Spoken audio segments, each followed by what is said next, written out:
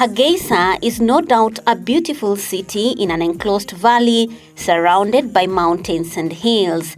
One of its most spectacular features is the Nasa-Hablood, also known as the Girl's Breast Mountains.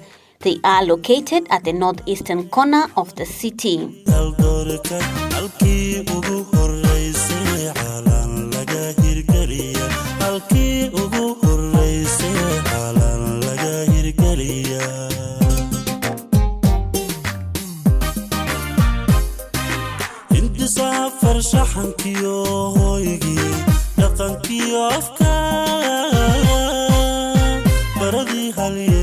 The hills were dubbed Nasa-Hablood because of their distinctive conical shape that resembles breast bodies. Today we will be hanging out at these hills for a healthy hike, and we hope to see different wild animals as well. We decided to start our hike as early as 6 a.m. before the sun gets too hot.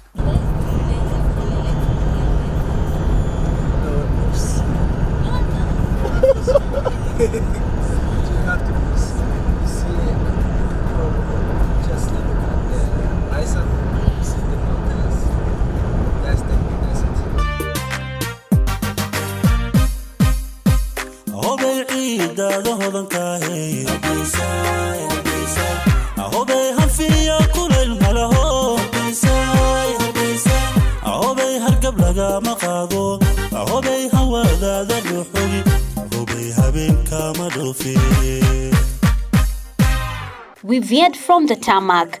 There are hardly any well-tarmacked roads leading to the hills, and therefore we had to hustle our way out in the wild bush, which made it even more interesting. It was like an early morning 2-kilometer game drive for us.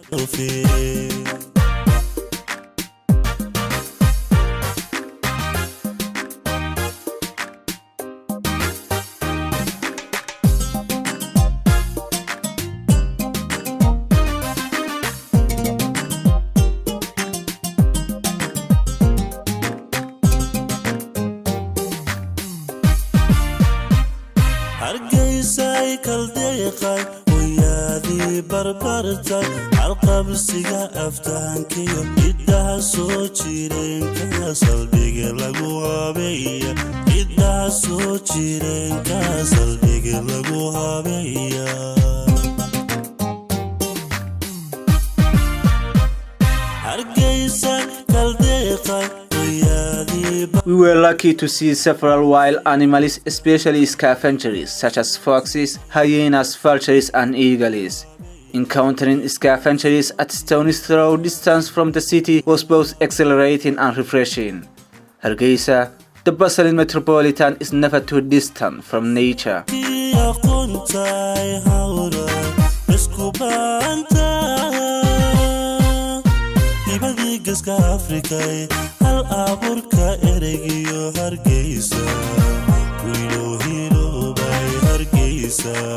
At the foot of the majestic hills that captivate the imagination of people in Hargeisa, we had only one thought in mind, and that was hiking ourselves out of slumber up to the summit.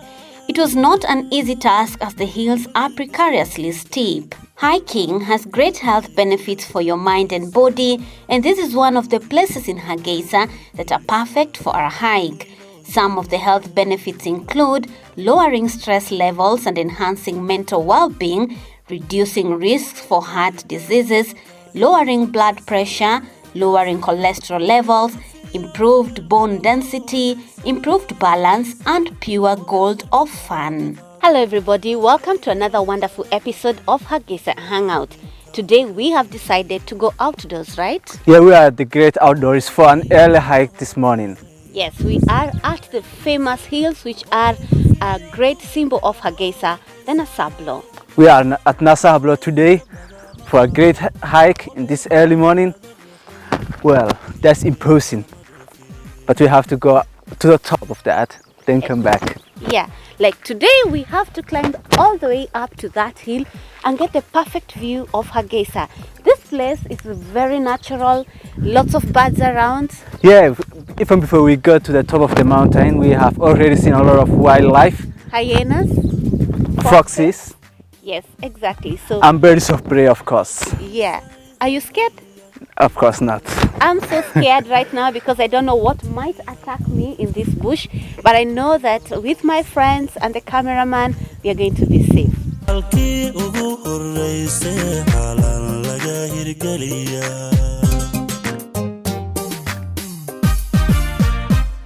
Hargeisa haweeya burtii lama huraane caruntii haldoorka halkii ugu horeysay xalan laga hirgeliya halkii ugu horeysay xalan laga hirgeliya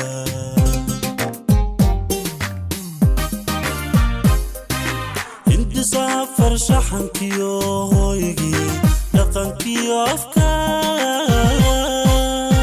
baradii halyeygay fanka haybadiisay Hargeisa iliya abwankay Hargeisa iliya abwanka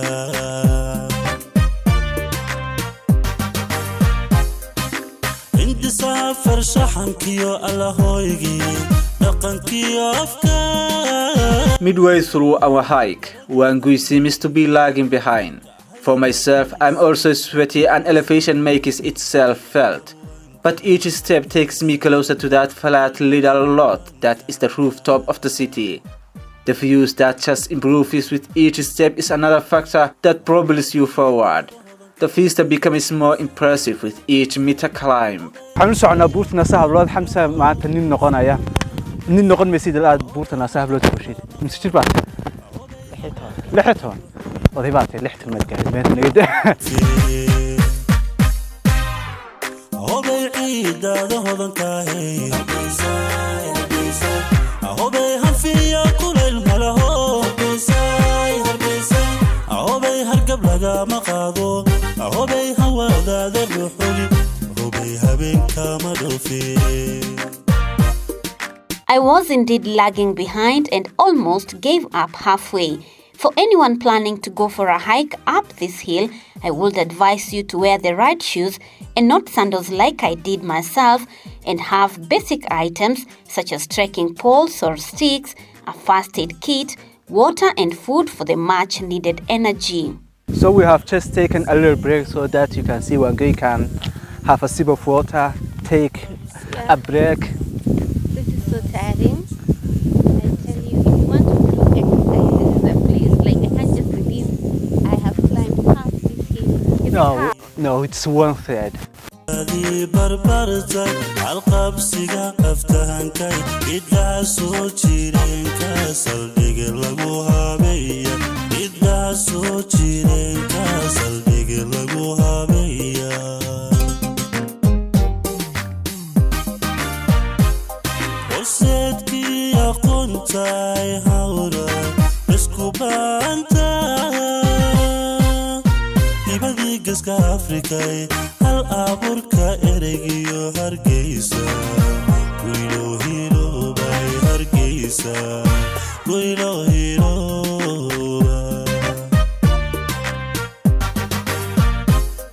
Orsetki aqont Made it to here before any of us. How long did it take you to come up here? 30 minutes? 40? 30 minutes. And if you were not to wait for us, how long do you think it would have taken you? 20 minutes. 20 minutes. At most 20 minutes. Yeah, your fitness is inviolable. Thank you. Guys, I made it to the top of the hill. As we rested on the summit, we could not help but wonder at the unrealized potential of this place. Here we are sitting on the top floor of the city, with our legs dangling from there. Not tired because of the hike only, but worn out due to the rough road we have taken to get here. There is no paved road leading to here, and it is not accessible to the majority of the townspeople.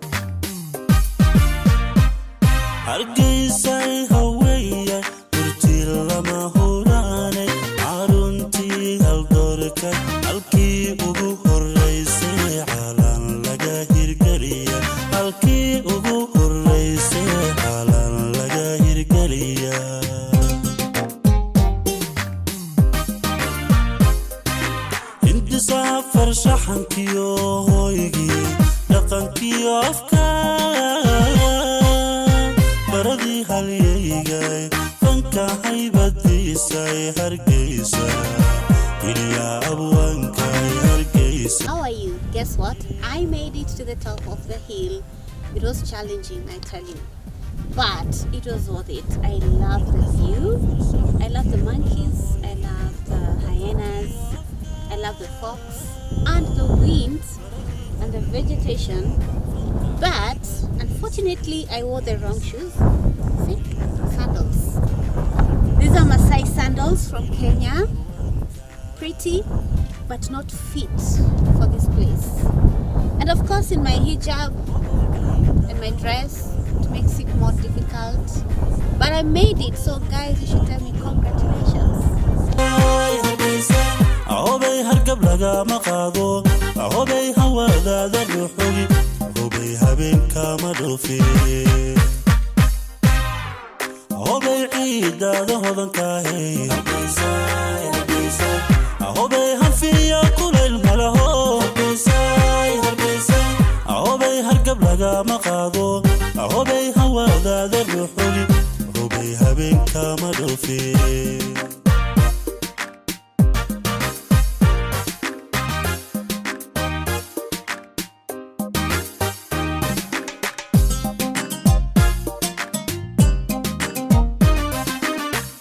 People believe some spirits reside here, Yes. but I don't feel anything weird. Like, I feel peaceful, I feel, That's because spirits are not real thing.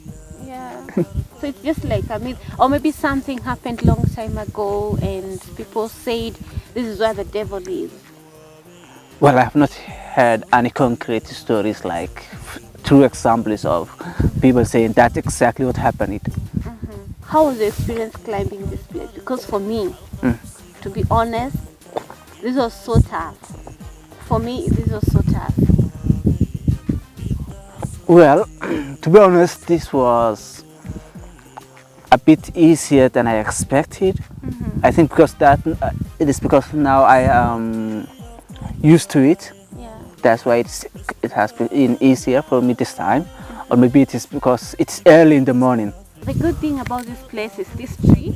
Like the sun is getting hotter and hotter, but at least there are a few bushes and some small trees where you can sit under and enjoy the view, right? Yeah, there's this little shade. You know, I have not told you this thing about this place, Nasa-Hablood, is that it is the landmark of the city, the biggest natural landmark of the city. And then there is this feeling that the government is not doing much to protect it, to preserve it for the future generations. You see those foundations, Yeah. that's our, you know, houses being built there or being planned to be built there. Yeah. So that worries a lot of people, that it may ruin the view or ruin this landmark for the people. Yeah, that's true. Suppose people build story buildings. Yes. And, like covers the view. Yeah, that's abuse, right? Yeah, and also another thing, I think the government and the Ministry of Tourism needs to find a way of making this place easier to access. Because we almost got lost when we were getting here. There is no road to this place, and even the road that is there is very rough. Yeah, it is not very accessible, and that's a shame, really. That's not something we can say we are proud of. Yeah, like so many people around the world will want to come and see these pyramid-looking hills that are the landmark of Hargeisa, and even the getting citizens there. of Hargeisa need to come here because it is a Yeah. great hike. It is good exercise. Also, it is, you know, good for the mind and unwinding, refreshing your mind. So guys, I hope you have enjoyed seeing us climb these tough hills, and you should come here. You need to come here. If you've never been here, you need to come and experience this. It's great. Yes, the breeze is nothing like any other place in Hargeisa, really, and the views, you can see it for yourself, yes? Yeah, the view is spectacular. The air, the environment is so fresh. There's no noise here. The only noise here is the monkeys and the birds, and maybe some small sounds from the hyenas. And if you come by yourself, there's, points for you for bravery and courage. Yes. I encourage you to come by yourself at least once. It's a great place to hike. It's a great place to exercise, keep fit, and get to learn more about Somaliland. Okay, I think we will leave you there, but you still have to see us going down, because that also is great fun to see. See you next time. Finally, it was time to climb down. And who would have imagined it that walking down the hill is harder than climbing up? For sure, the easiest way to get hurt when you are hiking downhill is to rush, so don't. Taking small steps felt a lot safer than living downhill. At some point, we'd had to use both our hands and feet to help ourselves down the slope.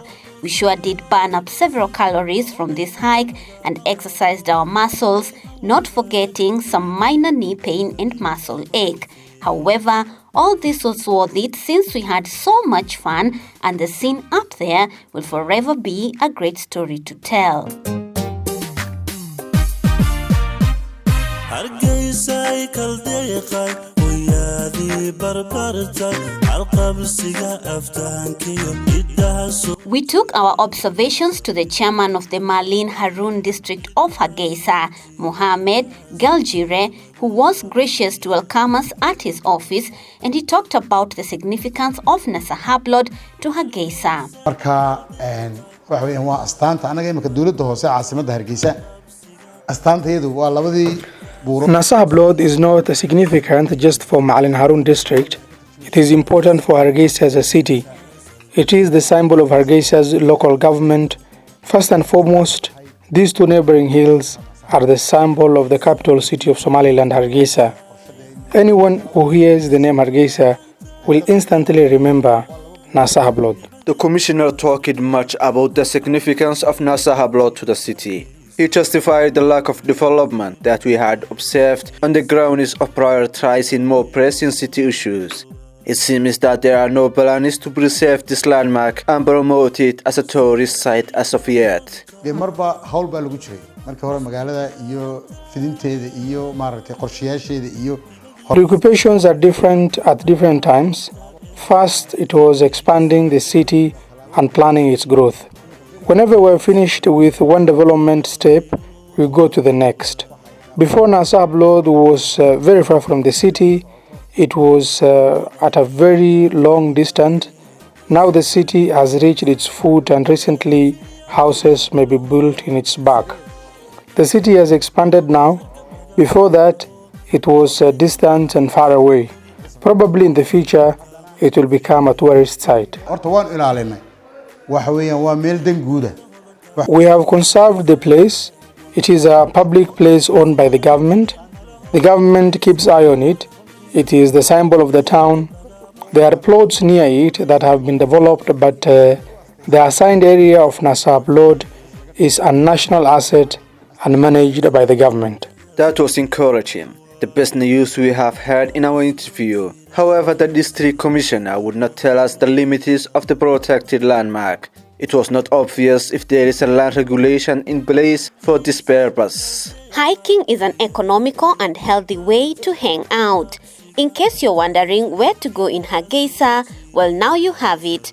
The natural beauty of the Nasa-Hablood will take your breath away, making it a perfect destination. Thank you for watching, and look out for the next episode of Hargeisa Hangouts.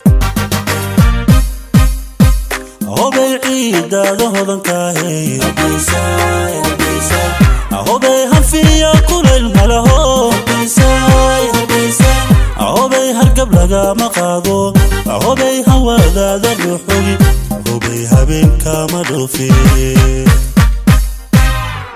ahobay ciidada hodankaahay